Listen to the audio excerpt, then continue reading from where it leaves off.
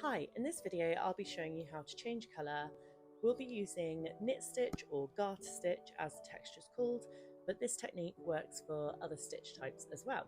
So I've got a small swatch of garter stitch here on my needle. I am using circular needles, so that's why these ones look a little bit different if you're used to using straight needles. You can also use circular needles for knitting back and forth too. So I've reached the point where I want to change colour, so I'm going to trim my working yarn to about 25 centimetres long and then get rid of the excess. Then all I'm going to do is just make sure that last stitch is tight on the needle, give that a little wiggle, and I'm going to insert the needle into the top stitch just like you would if you were going to continue knitting with the original colour. I'm going to introduce the new colour. So you wrap that around your needle just like you would have done with your original colour, but keep this one out of the way, and then you knit that stitch. Then insert into the next stitch, and at this point you want to make sure that you don't knit with the short strand, keep that one out of the way and just use the strand that's attached to your ball of yarn. And do that again, so that's 3 times. Now you don't have to do this next step, but I do prefer to do this. So flip your knitting onto the other side, and then I'm just going to tie a holding knot, not too tight, just so that it's not really loose when we come back to this stitch on the next row. So continue to knit the rest of that row. I have other tutorials available on my channel for how to knit stitch, how to cast on, how to purl stitch, and loads of others. So if you need some guidance on some of the basic steps in knitting, just hop back and have a look at my Learn to Knit playlist. So we're almost done with the end of this row.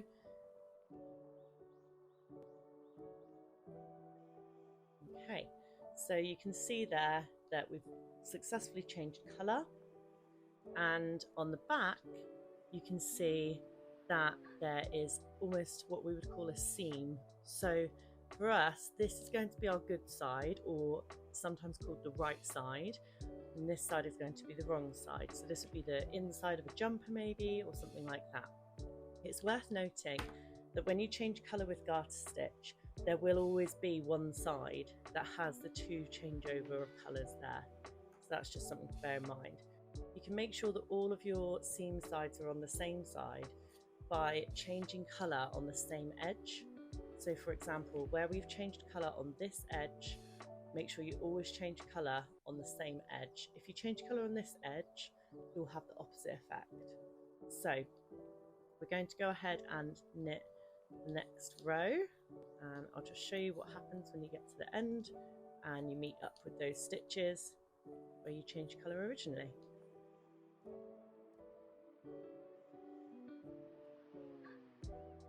Okay, so I've got 2 more stitches left to go. So the second to last stitch will feel quite normal. Now, this last stitch, if you've tied a holding knot, will feel quite normal.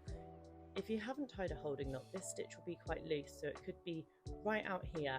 So you just need to make sure that you don't pull it too tight when knitting it.